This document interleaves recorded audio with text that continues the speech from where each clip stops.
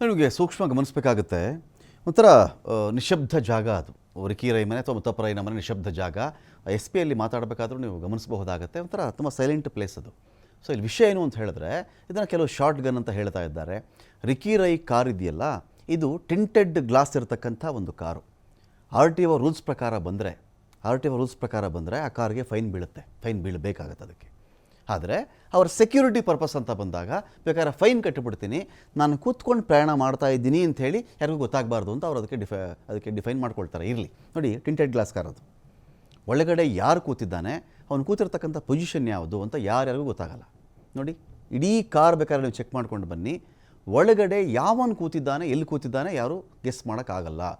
RTO rules ಪ್ರಕಾರ ಬಂದರೆ ಇದು ಅಪರಾಧದ ಕಾರಿದು, ಇದಕ್ಕೆ ಫೈನ್ ಬೀಳುತ್ತೆ, ದಂಡ ಬೀಳುತ್ತೆ ಇದಕ್ಕೆ ಅಂತ ಹೇಳಿ. ಇರಲಿ, ಘಟನೆ ನಡೆದಿರ್ತಕ್ಕಂಥ ಸಾಧ್ಯತೆ ಅಂತ ಬಂದಾಗ ಶಾರ್ಟ್ ಗನ್ನಿಂದ ಫೈರಿಂಗ್ ಮಾಡಿರುವ ಸಾಧ್ಯತೆ ಇದೆ. ಇದು ಕೆಲವರು ಮ್ಯಾಗ್ನಮ್ ಗನ್ ಅಂತ ಕೂಡ ಹೇಳ್ತಾ ಇದ್ದಾರೆ.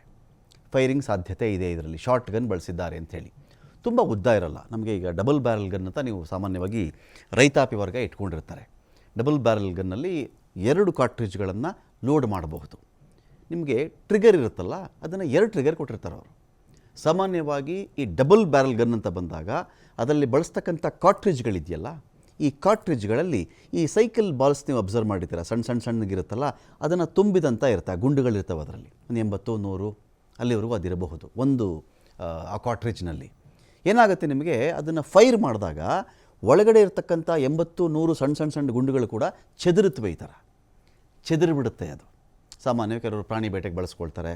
ಒಂದೇ ಒಂದು ಗುರಿಯಲ್ಲಿ ಒಂದು ಪ್ರಾಣಿ ನಾನು ಕೊಲ್ಲಕ್ಕಾಗಲ್ಲ ಅಂದಾಗ ಅವ್ರು ಏನು ಮಾಡಿಬಿಡ್ತಾರೆ, ಓವರಾಲಾಗಿ ಯಾವುದಾದ್ರೂ ಸರಿ ಗುಂಡುಗಳು ಚೆದರಿಬಿಟ್ಟು ಆ ಟಾರ್ಗೆಟ್ ಬಿದ್ದರೆ ಸಾಕು ನನಗೆ ಅಂತ. ಬಟ್ ನಾವು ಇಲ್ಲಿ ಅಬ್ಸರ್ವ್ ಮಾಡಿದಾಗ ಈ ಕಾರಿಗೆ ಬಿದ್ದಿರ್ತಕ್ಕಂಥ ಗುಂಡು, ಒಂದು ವೇಳೆ ಅವರು ಆ ರೀತಿ ಈ ಕಾರ್ಟ್ರಿಜ್ ದಪ್ಪ ರೆಡ್ ಕಾರ್ಟ್ರಿಜ್ ಬರುತ್ತಲ್ಲ, ಅದು ಬಳಸಿದ್ದಿದ್ರೆ ಕಾರ್ ಪೂರ್ತಿ ಗುಂಡಿನ ಸುರಿಮಳೆ ಥರ ಆಗಿಬಿಡ್ಬೇಕಾಗಿತ್ತು. ಬಟ್ ಇಲ್ಲೇನಾಗಿದೆ, ನಿಮಗೆ ಇದನ್ನು ಮೋಸ್ಟ್ ಪ್ರಾಬಬಲಿ ಇಲ್ಲ ಪಿಸ್ತೂಲ್ ಅಥವಾ ಶಾರ್ಟ್ ಗನ್ಗೆ ಬಂದಾಗ ನಿಮಗೆ ಒಂದು ಬುಲೆಟ್ ಯೂಸ್ ಮಾಡ್ತಾರಲ್ಲಿ. ಆ ಬುಲೆಟ್ ಏನಾಗುತ್ತೆ, ನಿಮಗೆ ಈ ಪೊಲೀಸರು ಗನ್ ಇಟ್ಕೊಂಡಿರ್ತಾರಲ್ಲ, ಕಾನ್ಸ್ಟೇಬಲ್ಗಳೆಲ್ಲ ಒಂದು ಗನ್ ಕ್ಯಾರಿ ಮಾಡ್ತಾರೆ, ಆ ಥರದ ಒಂದು ಬುಲೆಟ್ ಇರುತ್ತೆ ಅದರಲ್ಲಿ. ಆದರೆ ಇದು ಅಳತೆಯಲ್ಲಿ ಅದರ ಒಂದು ಕೋವಿ ಬರುತ್ತಲ್ಲ, ಆ ಕೋವಿ ಅಷ್ಟು ಲೆಂತ್ ಇರಲ್ಲ, ಶಾರ್ಟಾಗಿರುತ್ತೆ ಅದು. ಆ ಕೋವಿ ತುಂಬ ಶಾರ್ಟಾಗಿರುತ್ತೆ. ಅದರಲ್ಲಿ ಏನಾಗುತ್ತೆ, ನಿಮಗೆ ಟಾರ್ಗೆಟ್ ಯಾವತ್ತೂ ತಿಳ್ಕೊಳ್ಳಿ, ನಿಮಗೆ ಗನ್ನಿನ ಕೋವಿ ಎಷ್ಟು ಶಾರ್ಟ್ ಬರುತ್ತೋ ನಿಮ್ಮ ಗುರಿ ಕೂಡ ಅಷ್ಟು ಟಫ್ ಆಗುತ್ತೆ ಅಂತ. ಗನ್ನಿನ ಕೋವಿ ತುಂಬ ಉದ್ದ ಇದ್ದಷ್ಟು ಕೂಡ ಅದರ ಗುರಿಯ ಪರ್ಫೆಕ್ಷನ್ ಇರುತ್ತಲ್ಲ, ಅದು ಜಾಸ್ತಿ ಇರುತ್ತೆ ಅಂತ. ನೀವು ಚೆಕ್ ಮಾಡ್ಕೊಳ್ಳಿ, ಯಾರಾದರೂ ಶಾರ್ಪ್ ಶೂಟರ್ಸ್ ಅಂತ ಮಾತಾಡ್ತಾರಲ್ಲ, ತುಂಬ ದೊಡ್ಡ ಒಂದು ಕೋವಿ ಇಟ್ಕೊಂಡಿರ್ತಾರೆ, ಅದಕ್ಕೊಂದು ಲೆನ್ಸ್ ಹಾಕ್ಕೊಂಡಿರ್ತಾರೆ, ತುಂಬ ಟಾರ್ಗೆಟನ್ನು ಚೆಕ್ ಮಾಡ್ಕೊಂಡದು ಪಾಯಿಂಟ್ ಅಡ್ಜಸ್ಟ್ ಮಾಡ್ಕೊಂಡು ಹೊಡಿತಾ ಇರ್ತಾರಲ್ಲಿ. ಬಟ್ ಈ ಇದರಲ್ಲಿ ನಮ್ಗೆ ನೋಡಿದಾಗ ಬುಲೆಟ್ ಬಲವಾದ್ದೇ ಬಿದ್ದಿದೆ ಇಲ್ಲಿ, ಅದರ ಯಾರಿಗೂ ಅನುಮಾನ ಬೇಡ. ಬಟ್ ಶಾರ್ಟ್ ಗನ್ ಬಳಸಿರುವಂಥ ಸಾಧ್ಯತೆ ಇದೆ. ಕೆಲವರು ಹೇಳ್ತಾ ಇದ್ದಾರೆ ಮ್ಯಾಗ್ನಮ್ ಗನ್ ಕೂಡ ಬಳಸಿರಬಹುದು, ಪಿಸ್ತೂಲ್ನ ಸುಧಾರಿತ ರೂಪ, ಅದನ್ನು ಕೂಡ ಬಳಸಿರಬಹುದು ಅಂಥೇಳಿ. ಈ ಮ್ಯಾಗ್ನಮ್ ಗನ್ನಿನ ಗುಂಡು ನಿಮಗೆ ಆ ಕಾರಿನ ಡೋರಲ್ಲಿ ಸಿಗುತ್ತೆ. ಆ ವಿಷಯ ಕೂಡ ಪ್ಲೇ ಆಗುತ್ತೆ. ಈಗ ಕಾರಿನ ಡೋರ್ ಒಳಗಡೆ ಸಿಗುತ್ತೆ ನಿಮಗೆ ಅದು, ಯಾಕೆಂದರೆ ಅದು ಅಲ್ಲಿ ಹೋಗಿ ಅಲ್ಲಿ ಲ್ಯಾಂಡ್ ಆಗಿಬಿಟ್ಟಿರುತ್ತೆ, ಅಲ್ಲಿಂದ ಆಚೆಗೆ ಅದು ರೀಚ್ ಆಗಲಿಕ್ಕೆ ಆಗಿಲ್ಲ ಅಂತ. ಬಟ್ ಈ ಇಡೀ ಅಟ್ಯಾಕ್ ನಾವು ಗಮನಿಸಿದಾಗ ಈ ದಾಳಿ ಇದೆಯಲ್ಲ, ಇದು ಕೊಲ್ಲುವಿಕೆಗಿಂತ ಹೆದರಿಸುವಿಕೆಗೆ ಬಳಸಿರ್ತಕ್ಕಂಥ ಚಾನ್ಸಸ್ ಜಾಸ್ತಿ ಇದೆ ಅಂತ.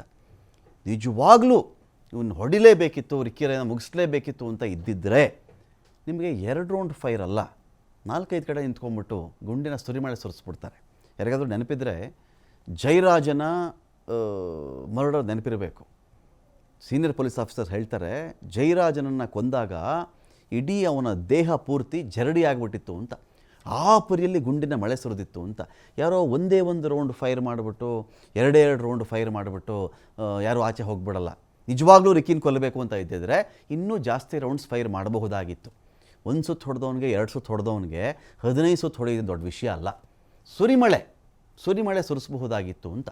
ಸೊ ಹಾಗಾಗಿ ಶಾರ್ಟ್ ಗನ್ ಅಂತ ಹೇಳ್ತಾ ಇದ್ದಾರೆ. ಅಲ್ಲಿ ಇನ್ನೊಂದೇನೆಂದರೆ, ಇದೇ ಸ್ಪಾಟಲ್ಲಿ ನಿಮಗೆ ಈ ಕಾರ್ಟ್ರಿಜ್ನ ಕ್ಯಾಪ್ ಒಂದು ಕಡೆ ಸಿಗುತ್ತೆ ನಿಮಗೆ. ಈಗ ನಿಮ್ಗೆ ಆಶ್ಚರ್ಯ ಏನು ಅಂತ ಹೇಳಿದ್ರೆ, ಇಲ್ಲಿ ಕಾರಿನ ಡೋರ್ನ ಒಳಗಡೆ ನೋಡಿ, ಇವರು ತೆಗಿತಾ ಇದ್ದಾರಲ್ಲ ಈ ಗುಂಡು, ಇದು ಶಾರ್ಟ್ ಗನ್ ಒಳಗಡೆ ಬಳಸುವಂಥ ಗುಂಡು. ಆಗಲೇ ಒಂದು ಫೋಟೋದಲ್ಲಿ ನಾವು ತೋರಿಸ್ತಾ ಇದ್ವಲ್ಲ ನಿಮಗೆ, ಕೆಲವು ಗುಂಡುಗಳು ಸಾಲಾಗಿ ಜೋಡಿಸಿದ್ರಲ್ಲ, ಆ ರೀತಿಯ ಗುಂಡಿದು. ಅದು ಜಜ್ಜಿ ಹೋಗಿ ಆ ಸ್ಥಿತಿಯಲ್ಲಿ ಆ ಕಾರಿನ ಡೋರ್ ಒಳಗಡೆ ನಿಮ್ಗೆ ಸಿಕ್ಕಿರೋದು. ಆಗಲೇ ಒಂದು ಪಿಸ್ತೂಲ್ ಪಕ್ಕದಲ್ಲಿ ಒಂದಷ್ಟು 6 ಗುಂಡುಗಳನ್ನು ಜೋಡಿಸಿದ್ರಲ್ಲ, ಆ ತರಹದ ಒಂದು ಗುಂಡಿದು.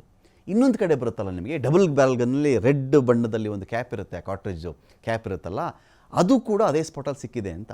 ಹಾಗಾಗಿ ಇಲ್ಲಿ ಎಲ್ಲೋ ಒಂದು ಕಡೆ ಕಾರಿನ ರಕ್ಷಣೆಗೆ, ಕಾರ್ ಒಳಗಡೆ ಇದ್ದಂಥವ್ರ ರಕ್ಷಣೆಗೂ ಕೂಡ ಒಂದು ರೌಂಡು ಫೈರಿಂಗ್. ಇದು ಶಾರ್ಟ್ ಗನ್, ಇದು ಶಾರ್ಟ್ ಗನ್. ನಿಮಗೆ ಟಾರ್ಗೆಟ್ ಮಾಡೋದು ಅಷ್ಟು ಈಸಿ ಆಗಲ್ಲ ಇದರಲ್ಲಿ. ಇದೆಲ್ಲ ಶಾರ್ಟ್ ಗನ್ ಲಿಸ್ಟ್ಗೆ ಬರ್ತವೆ ಎಲ್ಲವೂ ಕೂಡ. ಅಷ್ಟು ಈಸಿ ಆಗಲ್ಲ ನಿಮಗೆ. ಗುರಿ ಪರ್ಫೆಕ್ಷನ್ ಇರಲ್ಲ ಇದರಲ್ಲಿ. ಉದ್ದ ಕೋವಿಗಳಾದರೆ ಪರ್ಫೆಕ್ಟಾಗಿ ಅದರಲ್ಲಿ ಗುರಿ ಇಡುವಂಥ ಚಾನ್ಸಸ್ ಸ್ವಲ್ಪ ಜಾಸ್ತಿ ಇರುತ್ತೆ. ಆಗೋದೇ ಇಲ್ಲ ಅಂತ ನಾನು ಹೇಳ್ತಿಲ್ಲ, ತುಂಬ ನೈಪುಣ್ಯತೆ ಬೇಕಾಗುತ್ತೆ ಇದನ್ನೆಲ್ಲ ಬಳಸಬೇಕಾದಾಗ ನಾವು. ಸೊ ಇಲ್ಲೇನಾಗಿದೆ, ಇಲ್ಲಿ ಇನ್ನೊಂದು ಕಡೆ ಆ ಕಾರ್ಟ್ರಿಜ್ ಕ್ಯಾಪ್ಗಳು ಸಿಕ್ಕಿದೆಯಲ್ಲ ಅದೇ ಸ್ಪಾಟಲ್ಲಿ. ಈಗ ಕೆಲವರಲ್ಲಿ ಅನುಮಾನ ಪಡ್ತಿರೋದೇನು ಅಂತ ಹೇಳಿದ್ರೆ, ನೀವು ರಿಟಾಲಿಯೇಷನ್ ಫೈರಿಂಗ್ ಮಾಡಿದ್ದೀರಾ ಅಂತ, ಪ್ರತಿರೋಧದ ಒಂದು ಫೈರಿಂಗ್ ನೀವು ಮಾಡಿದ್ದೀರಾ ಅಂತ ಒಂದು ಅನುಮಾನಕ್ಕೆ ಕೂಡ ಅಲ್ಲಿ ಬಿದ್ದಿರತಕ್ಕಂಥ ಒಂದು ಕಾರ್ಟ್ರಿಜ್ನ ಕ್ಯಾಪ್ ನಿಮ್ಗೆ ಯಾವಾಗ ಸಿಗುತ್ತೆ ಅಂದರೆ, ಕಾರ್ಟ್ರಿಜ್ನ ಒಳಗಿನ ಗುಂಡುಗಳು ಸಿಡಿದು ಹೋಗ್ಬಿಡ್ತಾವೆ ಆಚೆಗೆ. ಆ ಕ್ಯಾಪ್ ಇರುತ್ತಲ್ಲ, ಕಾರ್ಟ್ರಿಜ್ನ ಕ್ಯಾಪ್, ಅದು ಆ ಕ್ಯಾಪ್ ಮಾತ್ರ ಅಲ್ಲೇ ಉಳ್ಕೊಂಡು ಅಲ್ಲೇ ಬಿದ್ದು ಹೋಗುತ್ತದು. ನೆಕ್ಸ್ಟ್ ಬುಲೆಟಲ್ಲಿ ಲೋಡ್ ಮಾಡಬಹುದು ಬೇಕಾದ್ರೆ. ನಿಮ್ಗೆ ಒಂದ್ಸಲ ಇದು ಓಪನ್ ಮಾಡಿ ತೆಗೆದ ತಕ್ಷಣ ನೆಕ್ಸ್ಟ್ ಬುಲೆಟ್ ನೀವು ಅಲ್ಲಿ ನೆಕ್ಸ್ಟ್ ಕಾರ್ಟ್ರಿಜ್ನ ಲೋಡ್ ಮಾಡಿಬಿಟ್ಟು ಮತ್ತೆ ರೆಡಿ ಆಗ್ತಾರೆ ಅವರು. ಸೊ ಈ ಥರದ್ದು ಇವರು ಫೈರಿಂಗ್ ಮಾಡಿದ್ದಾಗ ಆ ಕಡೆಯಿಂದ ಅವರು ಓಡ್ ಹೋಗ್ಬಿಟ್ಟಿರ್ತಾರೆ. ಒಂದು ಅಂದಾಜು ಬರುತ್ತಲ್ಲ ಅವ್ರಿಗೆ, ಆ ಥರ ಒಂದು ವೇಳೆ ಮಾಡಿದರೆ. ಇಲ್ಲ ಅಂದರೆ ಆ ಕ್ಯಾಪ್ ಯಾಕಪ್ಪ ಅಲ್ಲಿ ಬಿದ್ದಿತ್ತು ಅಂತ ವಿಕ್ಕಿ ಕಡೆಯವರು ಕೂಡ ಒಂದು ಕ್ಲಾರಿಟಿ ಕೊಡಬೇಕಾಗತ್ತೆ ಪೊಲೀಸರಿಗೆ. 10 ಮೀಟರ್ ಅಂತರ ಅಷ್ಟೇ ಇದು. 10 ಮೀಟರ್ ಅಂತರದಲ್ಲಿ, 10 ಮೀಟರ್ ಅಂತರದಿಂದ ಹೊಡೆದಿರ್ತಕ್ಕಂಥ ಶಂಕೆ ಬಲವಾಗಿದೆ. ಪಿಸ್ತೂಲ್ನ ಮಾಡಿಫೈಡ್ ಬಂದೂಕೆ ಮ್ಯಾಗ್ನಮ್ ಗನ್ ಅಂತ ಹೇಳಿ ಶಾರ್ಟ್ ಗನ್ ಸೆಕ್ಯೂರಿಟಿ ಉಪಯೋಗಕ್ಕಾಗಿ ಬಳಕೆಯನ್ನು ಮಾಡ್ತಾರೆ. ಕಡಿಮೆ ಅಂತರದಿಂದ ಶೂಟ್ ಮಾಡಿರುವಂತಹ ಸಾಧ್ಯತೆ ಇಲ್ಲಿ ಕಂಡು ಬರ್ತಾ ಇದೆ.